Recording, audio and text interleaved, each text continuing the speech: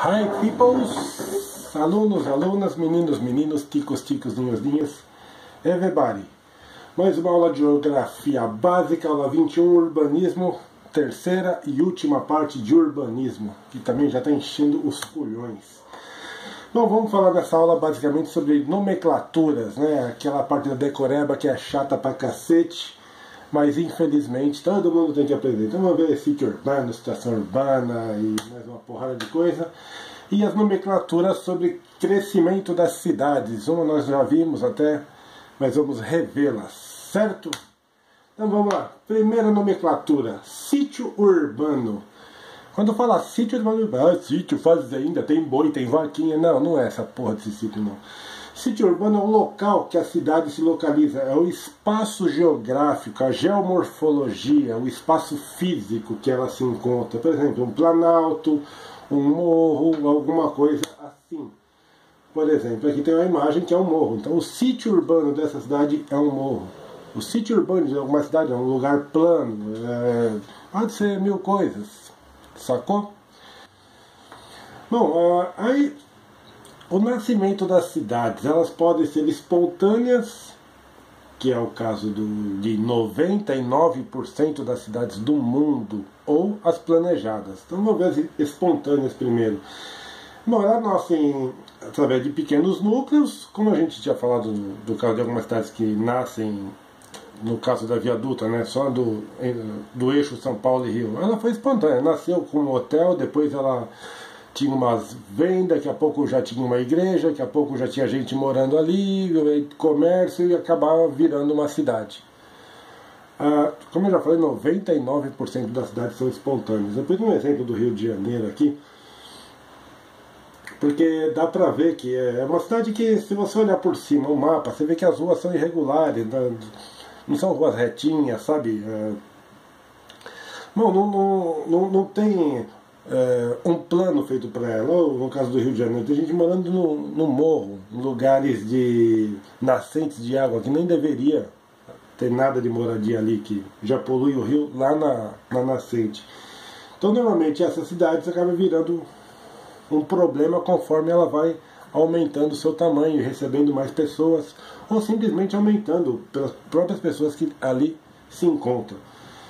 E ela vai virando um problema cada vez maior, como é o caso das grandes cidades do Rio de Janeiro, de São Paulo, até cidades médias, vamos por exemplo Ribeirão Preto, Cuiabá, é uma porrada de cidade aí. Bom, são as cidades espontâneas. Agora tem o exemplo das cidades planejadas, ou seja, foi feito um projeto antes para aquela cidade. Eu acho que o único exemplo que eu conheço aqui no Brasil é de Brasília, que é a nossa capital. Foi planejada por quê? A princípio a capital começou em Salvador, depois foi para o Rio de Janeiro, ficou entre Salvador e Rio de Janeiro, e depois, para tirar a capital do meio do povão, né, de cidades muito grandes, vamos colocar lá no centro-oeste, num lugar que é pouco habitado. Então Niemeyer construiu, fez o plano dessa cidade. Você vê que ela tem um formato de um avião, por isso ela tem, falam de asa norte, asa sul, etc e tal, aí tem planalto e etc. Então a cidade houve um planejamento para ser feito. Tem muitas cidades assim nos Estados Unidos, principalmente na Europa, né, as cidades mais recentes, mas são raras cidades assim, tá bom? Planejadas. Aqui é um outro exemplo de uma cidade planejada em Israel.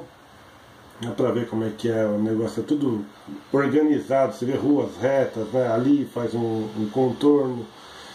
Normalmente as ruas, o caso de Nova York, por exemplo, não que ela foi construída já com um plano, mas ela tem, as ruas de Nova York são por números, né, e letras, então fica fácil se localizar, não é por nome que nem aqui, né, rua Venceslau Braz, rua puta que pariu, lá por número, então você sabe mais ou menos quantas quadras você está à distância de uma da outra.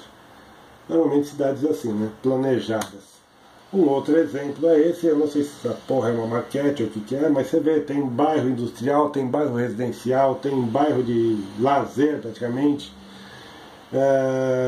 bairro que fica a parte pública, né, dos serviços públicos. São cidades que dá para se sonhar, porém não existem muitas. Um grande exemplo, a gente vê nos Estados Unidos naqueles filmes antigos, filme de Bang Bang até, e você vê que tem aquela avenida, que aliás é a única porra de avenida que tem, né, naqueles filmes. É uma avenida, sempre uma avenida larga. É uma cultura americana já isso, né? Quando começa a criar uma vila, não faz ruas estreitas, que nem a gente vê aqui no Brasil principalmente. As ruas lá costumam ser largas, pelo menos as principais avenidas. Não que a cidade é planejada só por causa de uma rua, de uma avenida, né? Mas ele já tem mais ou menos uma prévia. Não adianta porra nenhuma também, né? Bom, função urbana. São atividades básicas de cada cidade. Então a cidade pode ser industrial, pode ser religiosa, turística, pode ser uma cidade para se dormir, a dormitório, o caso da função urbana de Hortolândia. Para quem não sabe, Hortolândia é uma das cidades praticamente grudadas a Campinas, que é uma puta de uma cidade gigante.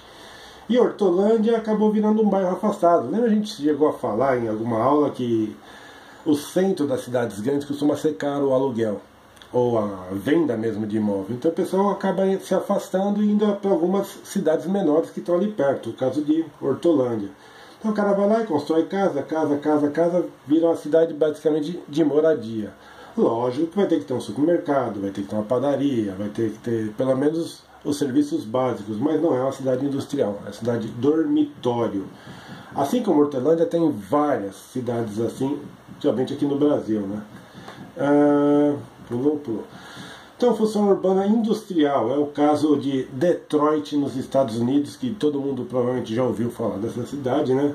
É uma cidade basicamente industrial, é o berço da Ford, General Motors, entre outras, né, montadoras, inclusive montadoras de outros países que montaram o carro lá. Então a função urbana de Detroit é industrial, principalmente indústria automobilística. Falam que a cidade hoje está um caos. Muitas empresas abandonaram lá, a cidade está meio aos trapos, mas não é assunto nosso, né? Função urbana religiosa, é o caso de Aparecida aqui em São Paulo, né? Todo mundo já conhece a Basílica lá, é uma cidade voltada à religião. Então praticamente toda a cidade é voltada a isso, comércio, alimentação, tudo ali em volta. Pode até ter indústria? Pode ter, mas a função principal de Aparecida é religiosa, assim como é o caso daquela cidade que a gente mostrou, em Pirapora do Bom Jesus, que também é uma cidade religiosa. Função urbana e turismo, é o caso de Veneza e muitas cidades aqui do Brasil, principalmente as litorâneas, ou Bonito, por exemplo, no Mato Grosso do Sul, uma cidade que vive basicamente do turismo. Não que não tenha outras atividades, é lógico que tem, mas a função principal delas é o turismo.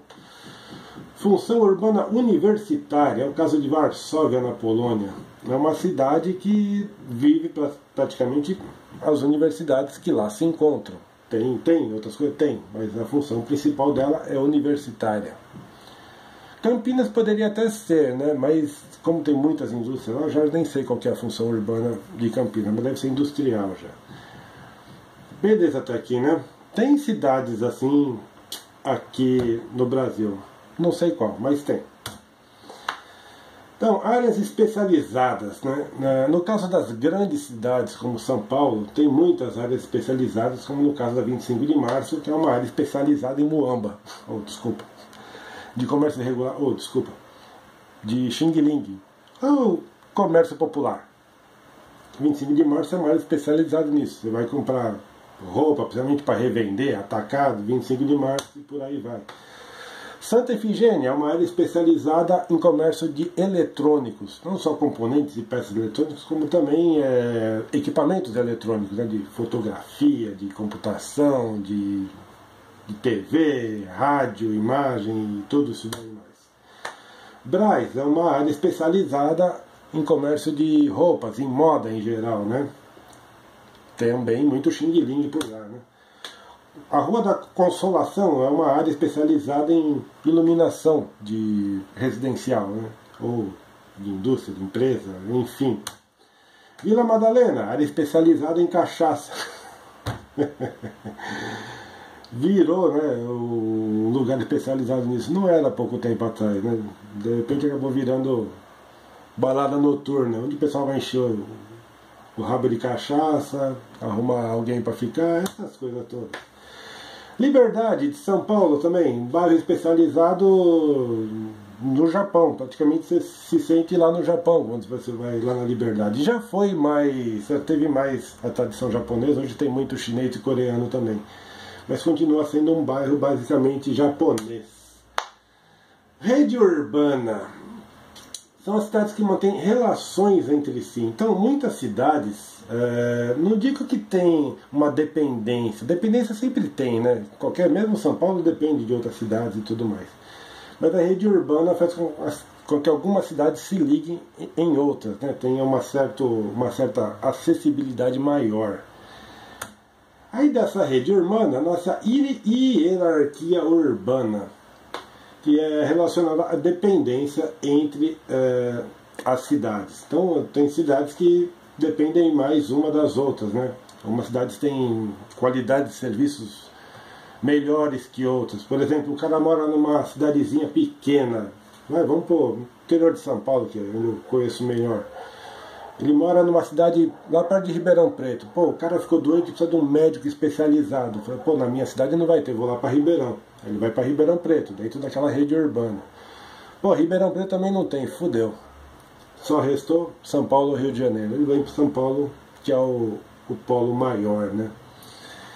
Então a rede urbana, assim, dentro daquela rede urbana existe uma hierarquia. As cidades maiores têm mais poder sobre as cidades menores.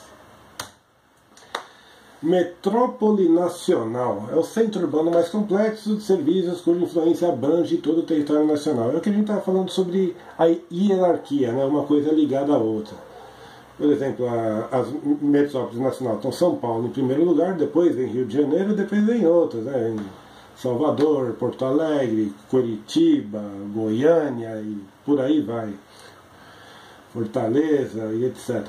Então a metrópole nacional, no nosso caso aqui, é São Paulo, né? Que influencia em todo o resto do país. São Paulo é a nossa metrópole nacional.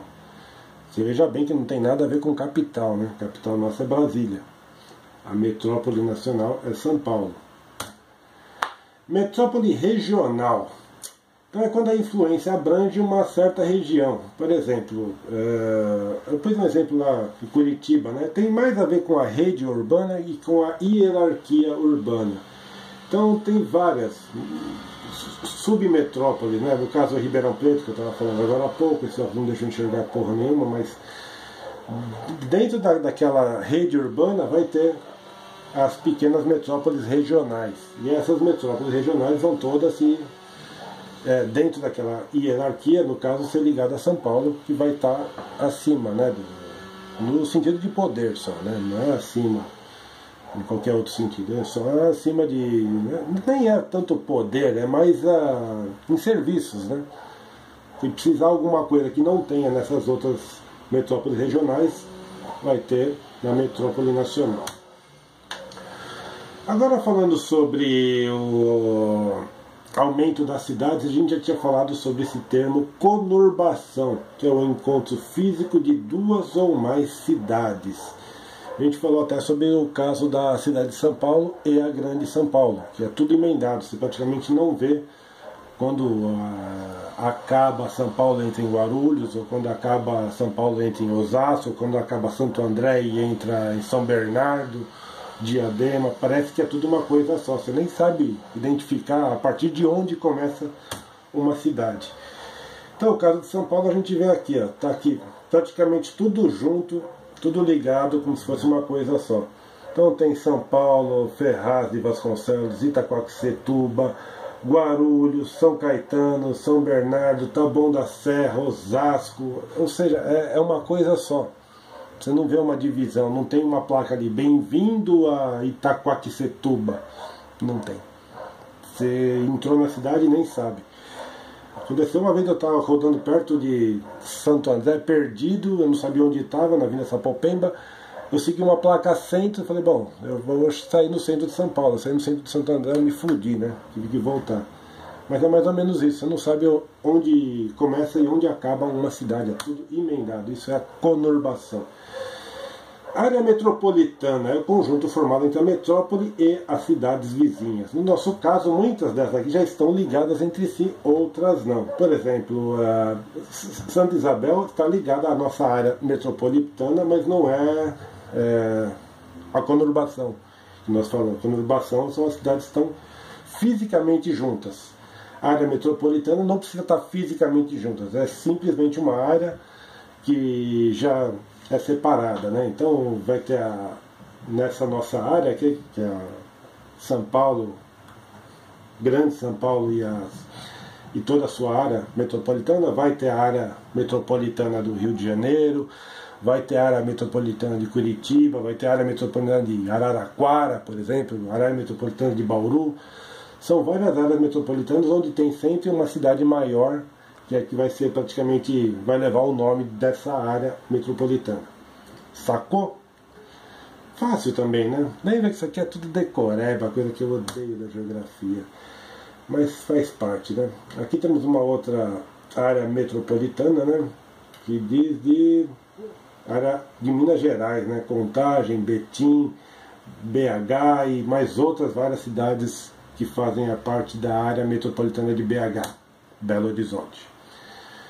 Bom, megalópole seria a conurbação de duas ou mais metrópoles. Isso aconteceria no Brasil se juntasse, por exemplo, São Paulo e Rio de Janeiro, começasse a fazer a conurbação, ou seja, emendar as duas cidades. Isso não vai acontecer tão já, se é que um dia vai acontecer, mas São Paulo e Rio de Janeiro estão muito longe uma da outra, mas se juntar seria isso. Acontece nos Estados Unidos, que eu saiba, acho que o único exemplo que tem é esse daí, né, onde junta Los Angeles, Sacramento e São Francisco, que são duas cidades bem grandes, né, são as metrópoles americanas, algumas delas, né. Então aconteceu a megalópole, que fica uma cidade gigante, quer dizer, uma não, são duas, né, mas fica um espaço gigantesco entre duas metrópoles. Aqui eu estava dando exemplo, eu estava falando do Rio de Janeiro, né? Se juntasse São Paulo e Rio de Janeiro, né, emendasse com todas as outras cidades e ficasse uma coisa só, como se fosse emendado, a conurbação, né, no caso de São Paulo e Rio de Janeiro seria, mas não é. Tem gente que diz que é isso daqui já, mas não é, porque para ser megalópole teria que ser emendada as duas cidades. Então não é. Cidade global. Então leva em conta o poder econômico, veja só, os serviços, a rede financeira, comunicações, empresas ligadas à economia do mundo e dirigem a economia do país. Normalmente incluem a Bolsa de Valores. Então, por exemplo, cidade global, nós podemos dizer que São Paulo e Rio de Janeiro são duas cidades globais. Que as duas, além de ter isso daqui tudo, levam em consideração a Bolsa de Valores. Assim como tem a Bovespa de São Paulo, tem a Boverge do Rio. Então, é uma nomenclatura chata pra caralho. Eu não queria falar, mas puta que pariu. Então a cidade global ela tem ligação com o mundo inteiro. Por exemplo, se você pegar um avião para ir para Nova Zelândia, provavelmente vai sair de São Paulo e do Rio de Janeiro. Você quer ir para uma cidade, para o Afeganistão, não sei que porra você vai querer fazer na porra do Afeganistão, mas vai ter viagem daqui de São Paulo ou do Rio de Janeiro, são cidades globais, aqui do Brasil. Você quer ir para Chechênia, eu gosto desse nome, Chechênia, vai sair de São Paulo ou do Rio de Janeiro, são as nossas cidades globais, lógico, vai ter Nova York, vai ter outras cidades globais. Bom, megacidades envolve apenas o número de habitantes, ou seja, mais de 10 milhões de habitantes. Então, no caso do Brasil, São Paulo e Rio de Janeiro, Buenos Aires, Nova York, ou seja, são poucas as megacidades. Lembrando que isso envolve só o número de habitantes e nada mais. Isso é só, né? Eu tinha falado alguma coisa sobre cidade global. Isso aqui é mais ou menos um mapa. Então tem algumas das cidades globais, tem Los Angeles, São Paulo, Rio de Janeiro, Buenos Aires, Cidade do México, Nova York. Você vê, não são muitas as cidades que têm ligação com todo o mundo. São poucas. Essa é a cidade global. E mega cidade, como falei, envolve só número de habitantes. Qualquer cidade com mais de 10 milhões de habitantes passa a ser uma mega cidade. Morou? Bom, isso liquida o nosso assunto de urbanismo. Foi a terceira parte. Espero que tenham gostado. Se gostou, dá um like. Se não gostou, manda o professor ir tomando toba. E estamos aí, certo? Dúvidas, sugestões, pode mandar aí um recadinho embaixo no bagulho lá. Ô professor, vai tomar no cu. Certo? É nóis, brothers. Até a próxima. Beijo.